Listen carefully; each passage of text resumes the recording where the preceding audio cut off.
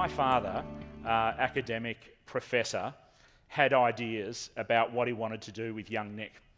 He thought that I should go and follow his footsteps, go to a university. In fact, he had ideas that I might like to go to the university he went to. And when I said, well, Dad, I really don't think that's for me, he was horrified.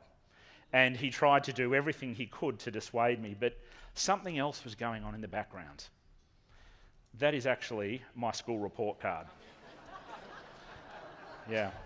So, my mother tried to, a 60 and B for effort. That's not what we're focusing in on here, but, I was creative and enthusiastic. I was a creative, enthusiastic student. Yet in the same report card, another teacher said, Nicholas does not perform well on tests. And Mark Fraser pointed out when he saw this slide yesterday, he said, but then it says, and something about being absent, frequent absences. The reality is, if you can't get young people to show up, you can't teach them anything. Now, that be it to education, or that be it to employment, or an employment-style program. But this is what still goes on in education. You've got young people who are enthusiastic and creative, but the education systems are not teaching in a way that engages them. And I think that's a real problem and a real challenge. So anyway, I went home and said to my father, well, Dad, I've got other ideas. So at the age of 18, I went off and took on an apprenticeship as a chef.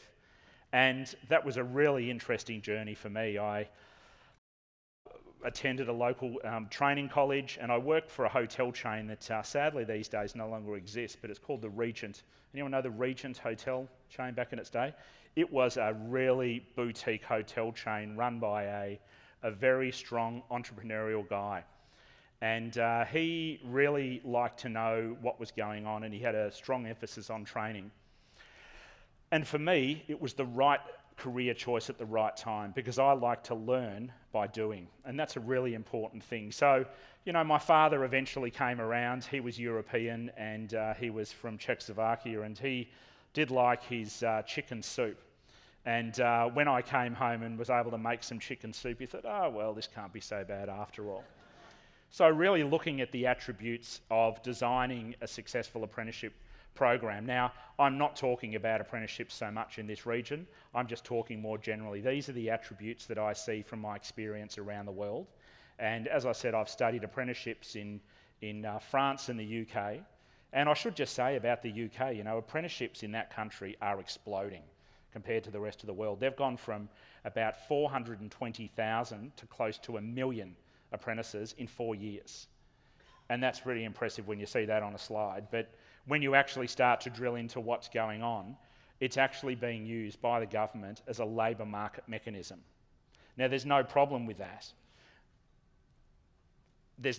Generally, there's no problem with that. But you really need to see what the outcomes are going to be. And I think that there is some potential trouble on the horizon there, because a lot of these apprenticeship programs in the UK are not being designed around businesses' skills need.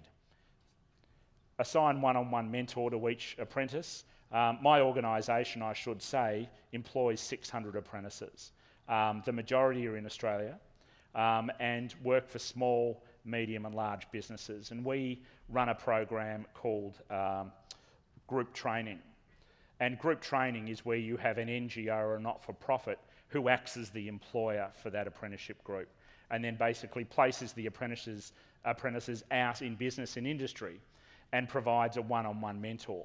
And what that means for business is that if things don't work out with that apprentice, or your business is seasonal, you can actually hand your apprentices back, and our organisation takes care of placing them with another employer. So it keeps the employment rates up, and it most definitely gives young people opportunities to move around, because one of the reasons that 1 in 2 apprentices fail is that there's nothing wrong with the apprentice, and there's nothing wrong with the employer or the employer supervisor, but the two just don't get on.